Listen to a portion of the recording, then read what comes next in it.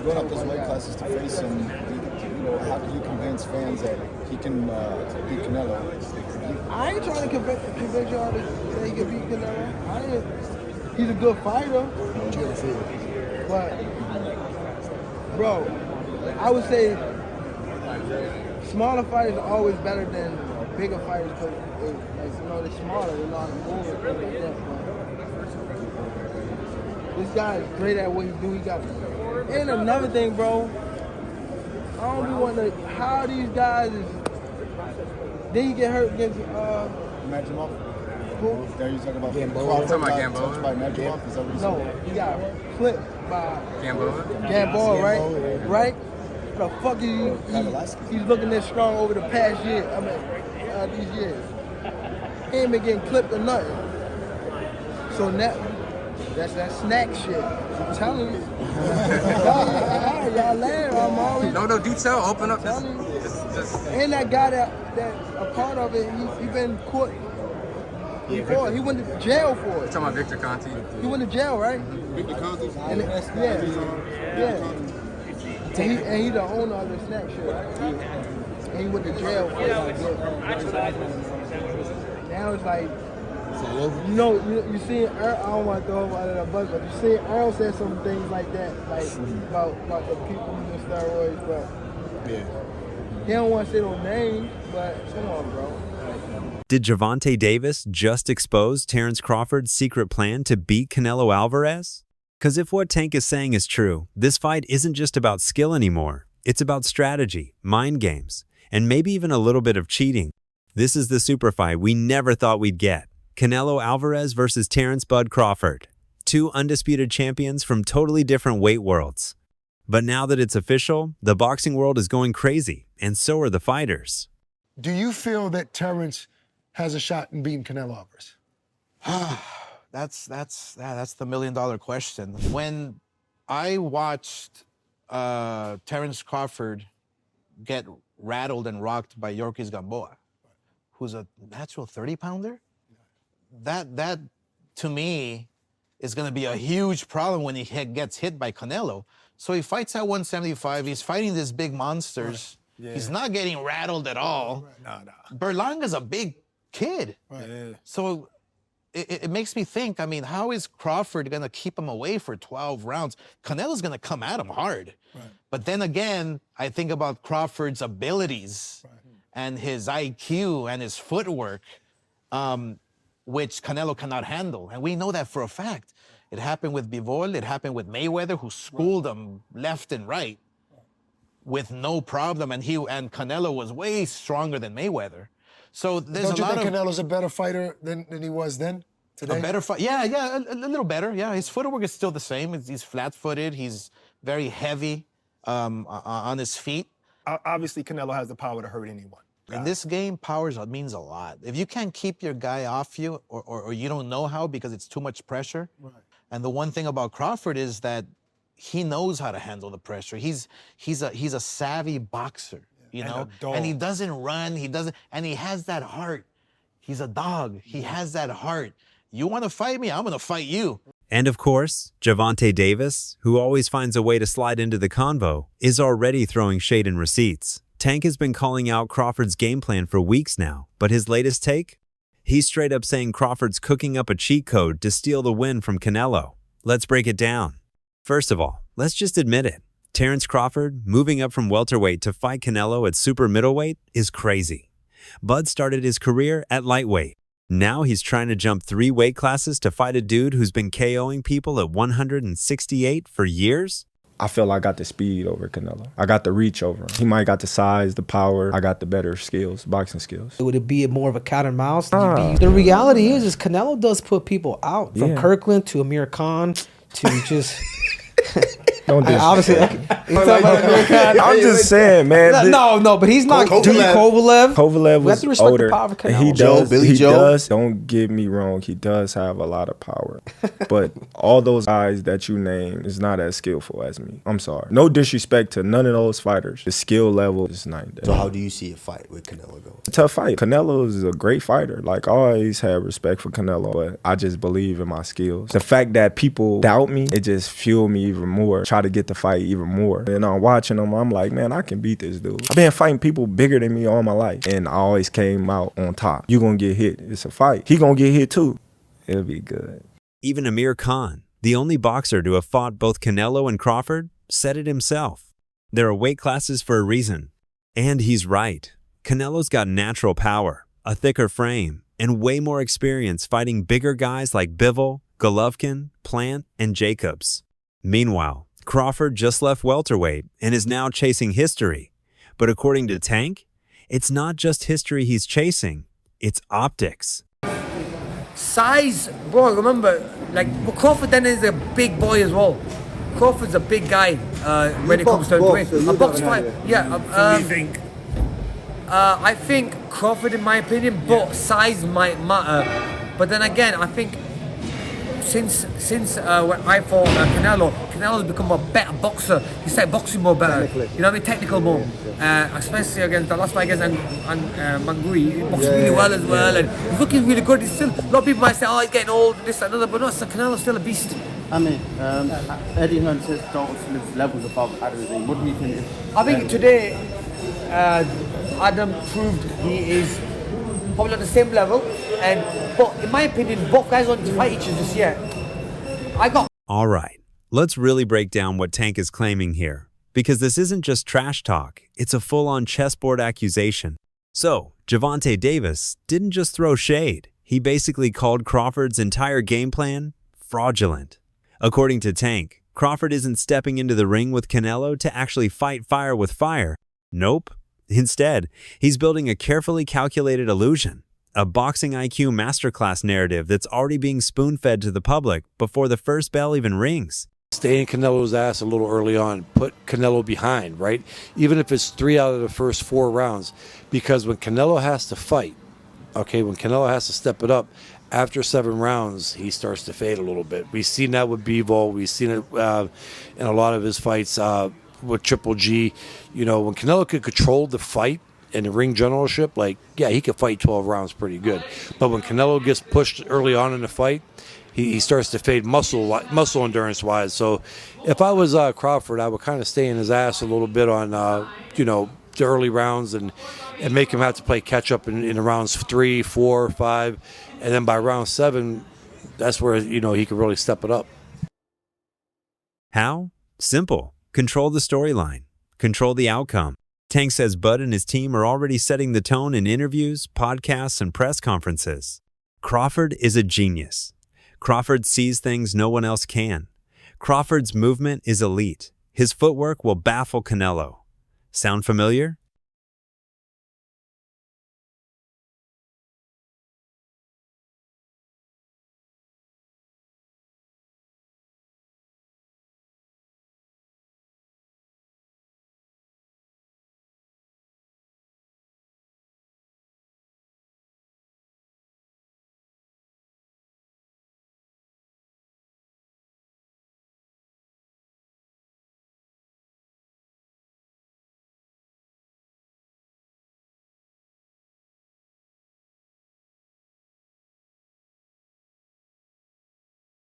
It's a psychological warfare move. Plant the seed in fans' minds, convince the judges, and suddenly, even a close fight looks like a Crawford clinic.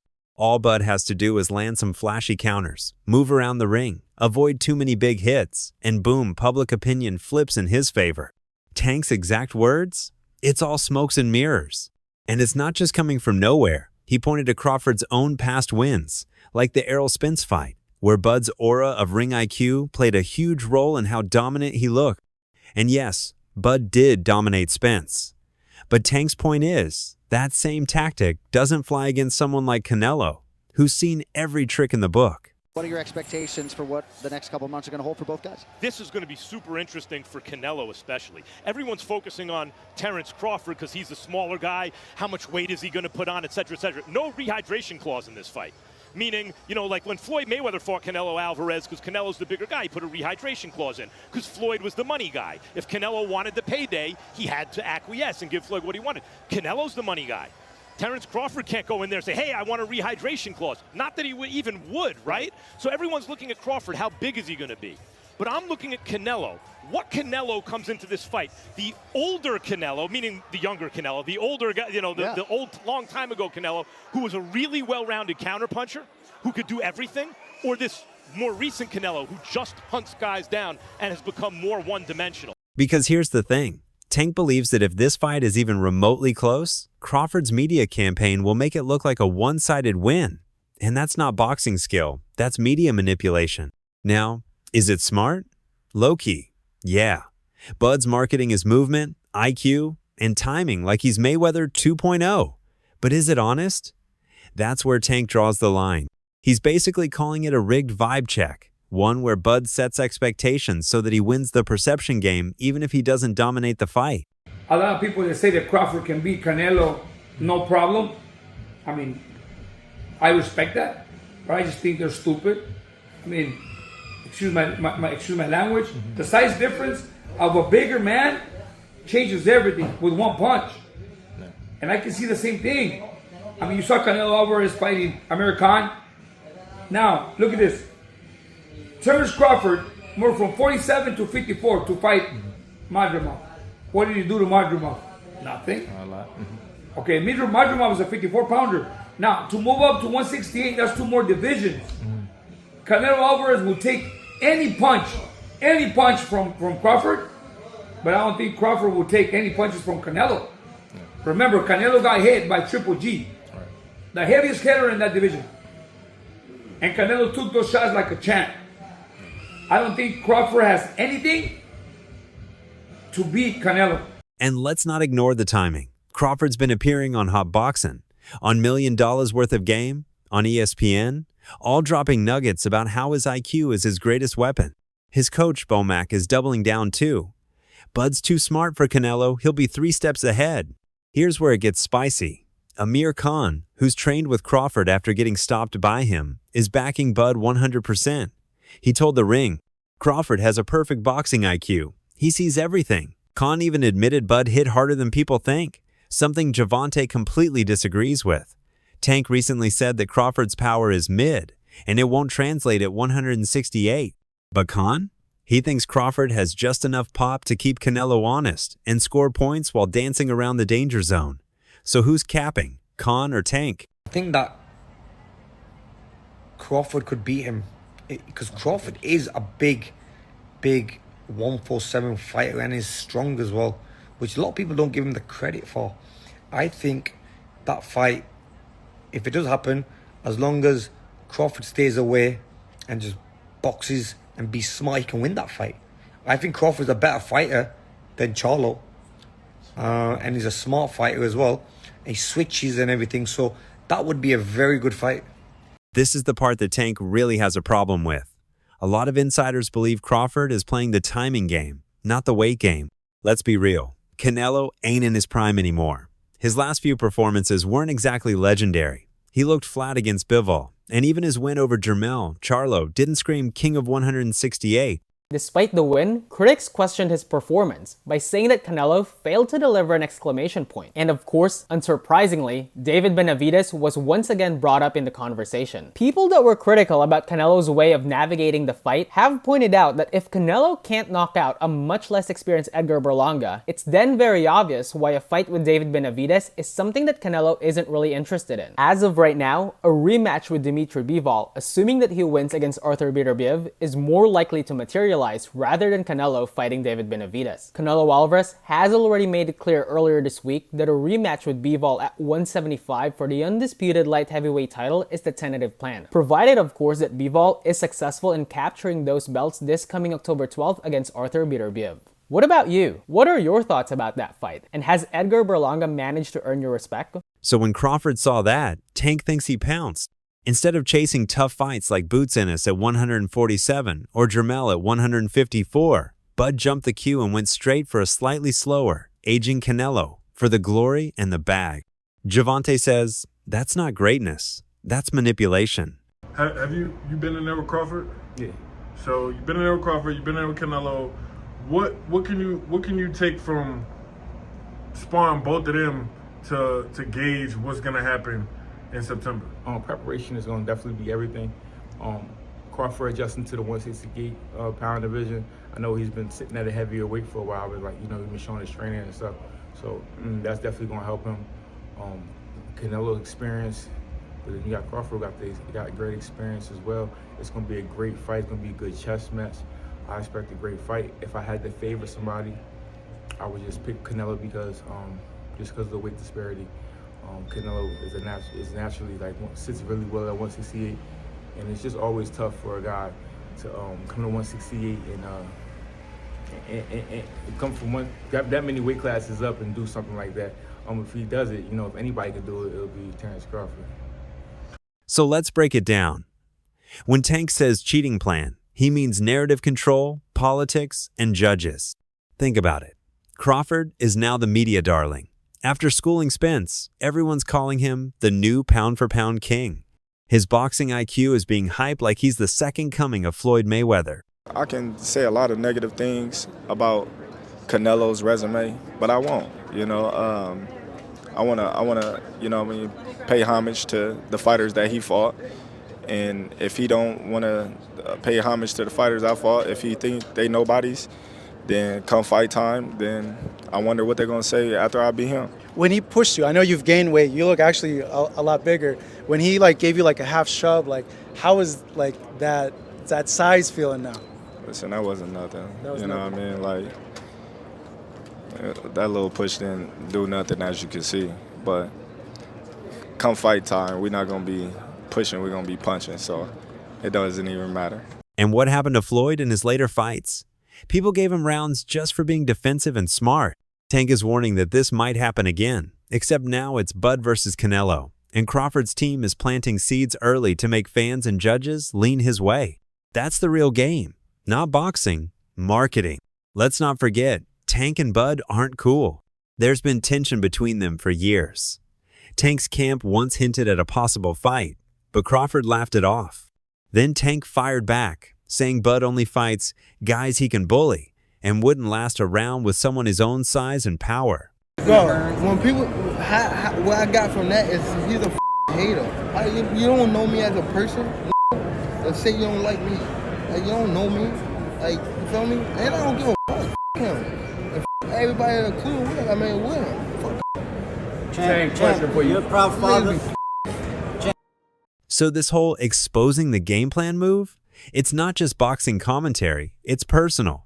Tank feels like Crawford is ducking real competition and instead going for names that look great on the resume, but come with built-in advantages. He's calling it what it is, cloud chasing. Here's the twist.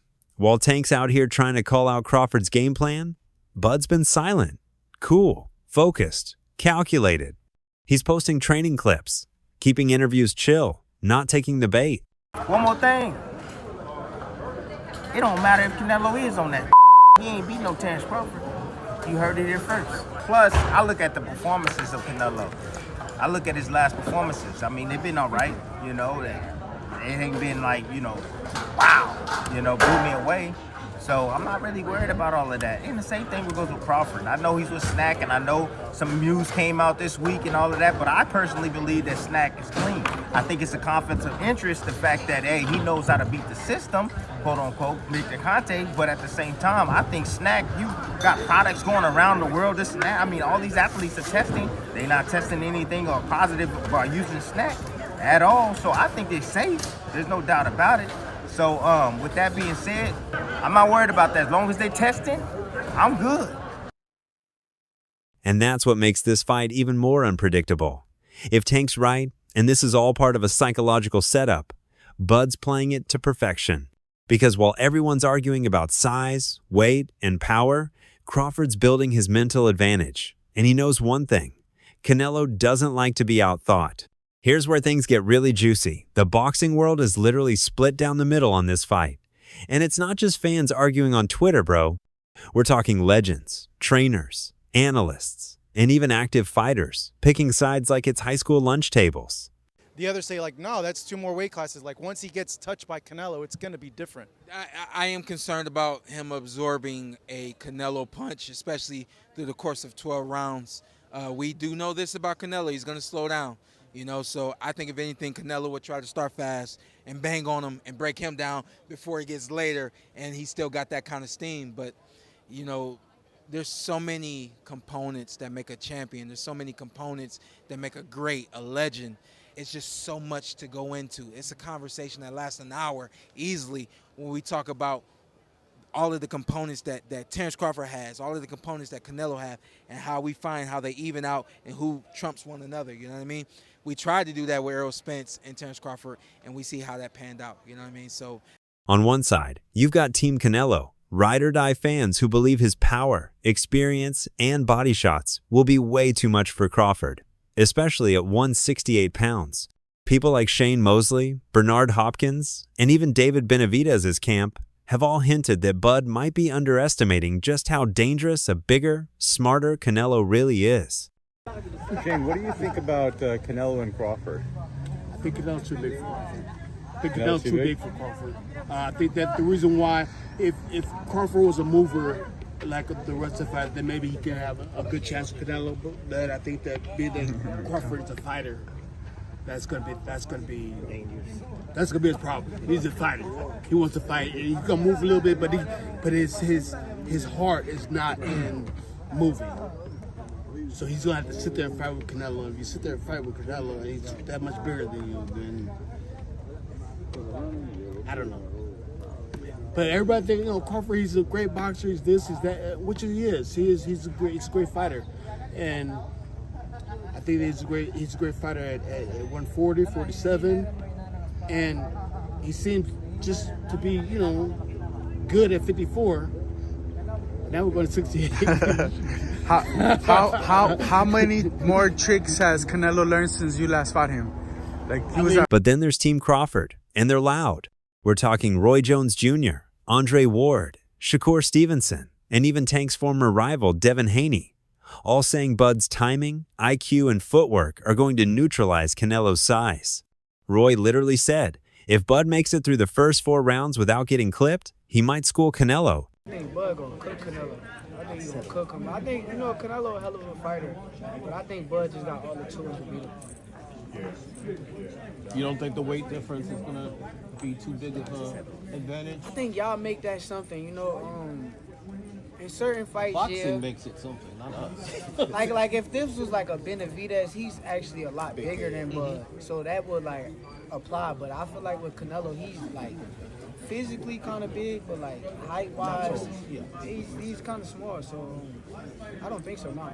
Corey, how you got a decision to stoppage? Because Bradman and Boozy think that Bud actually might stop him. Me and Boozy talked about that. That's crazy. Me and him got on the phone and talked about it, but I think that's possible. I'm not saying that it's going to happen, but I think it's a possibility if Canelo gets to acting out of line and not understanding that Bud could crack too.